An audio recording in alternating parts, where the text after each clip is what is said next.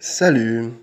Alors aujourd'hui je voudrais parler suite à un éclairage qui est venu cette nuit au sujet de certaines phrases très très importantes qui avaient été transmises par celui qu'on appelle Jésus, Yeshua, Ben Joseph, etc. Aussi au sujet de la porte étroite, la maison propre, tout perdre et tout trouver et que ta volonté soit faite et non la mienne. Voilà.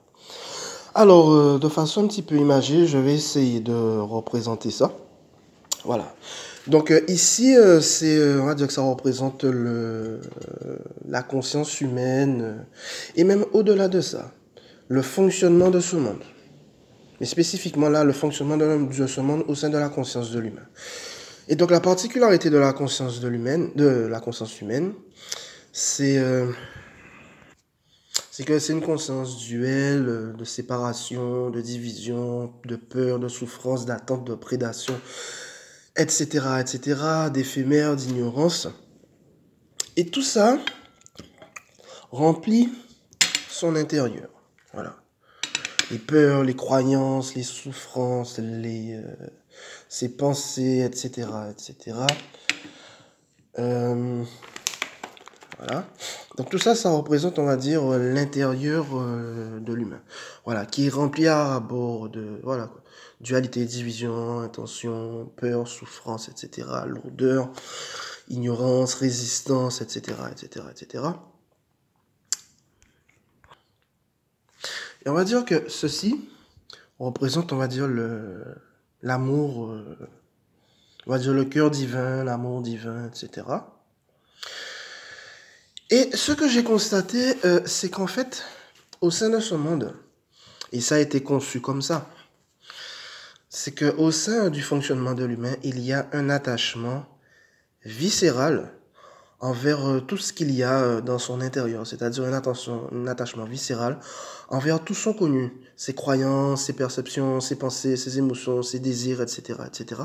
Et tout ça remplit à ras-bord son propre intérieur qui, en fait, oppose une résistance à l'intrusion de ce cœur divin, cet amour divin, en fait, euh, qui s'occupe de tout à l'origine.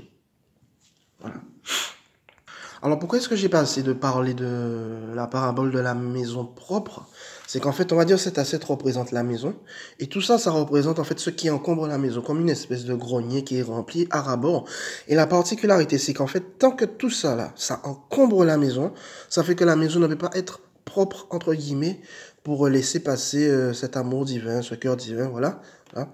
Il ne peut pas rentrer. Il ne peut pas rentrer. Et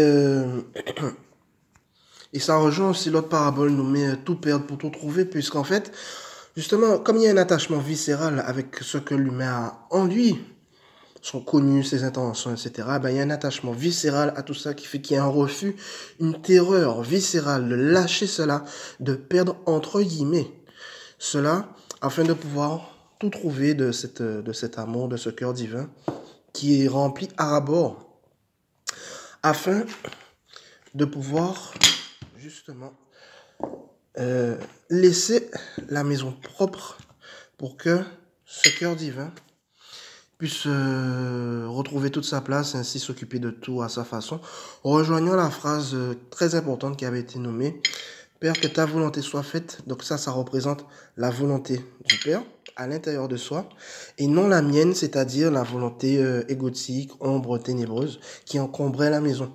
Donc une fois que la maison a été libérée, nettoyée, proptée de toutes ces ombres qui résistaient à la volonté du Père, eh ben, de façon imagée, là, ça laisse toute la place pour que cette volonté du Père puisse pouvoir s'occuper, puisse pouvoir retrouver toute sa place à l'intérieur de soi, afin de s'occuper de tout à sa façon. Voilà. Et même au niveau de la spiritualité, j'ai constaté que c'est pareil. Même au niveau de la spiritualité, on accumule un certain nombre de bagages, de croyances, de savoirs, etc. Mais malgré ça, j'ai vu qu'on s'y attache, on s'y agrippe. Voilà. Donc ça remplit, ça remplit, ça remplit, ça remplit. Et ça empêche justement le fait de s'y attacher empêche de laisser la maison propre totalement à 100% pour laisser à ce cœur divin, cet amour divin, pouvoir s'occuper de tout, retrouver toute sa place. Voilà. Et aussi, pour finir, la parabole de la porte étroite. La porte étroite, en fait, quand une porte est étroite, en fait, ça laisse vraiment passer quelque chose de très, très fin.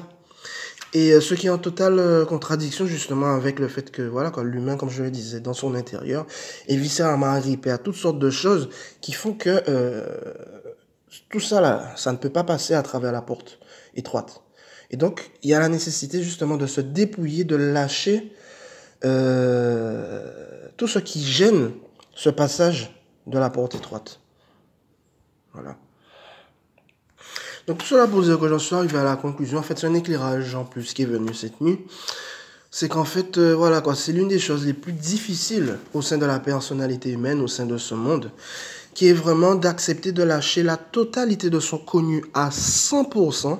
Voilà, que la maison soit propre à 100%, afin de pouvoir laisser cette force de vie, cet amour divin, ce cœur divin, peu importe comment on le nomme, afin de pouvoir laisser toute la place à cela à 100% à l'intérieur de soi. Et tant qu'il y a la moindre accroche, tant qu'il y a la moindre volonté, ça ne peut pas laisser toute la place à 100%. Donc c'est vraiment du 100%, 100%. Voilà. Vider la maison, la laisser propre à 100% pour laisser toute la place à cela à 100%. Donc voilà, c'est un petit peu ce que je voulais transmettre par l'intermédiaire de cette vidéo sur ce qui peut être nommé porte étroite, maison propre, tout perdre pour tout trouver, et puis que sa volonté soit faite et non la mienne, tout comme ça. Donc voilà, c'est suite à un éclairage qui est venu cette nuit. Donc voilà, c'est ce que je voulais transmettre par cette vidéo. Allez, merci, bye bye.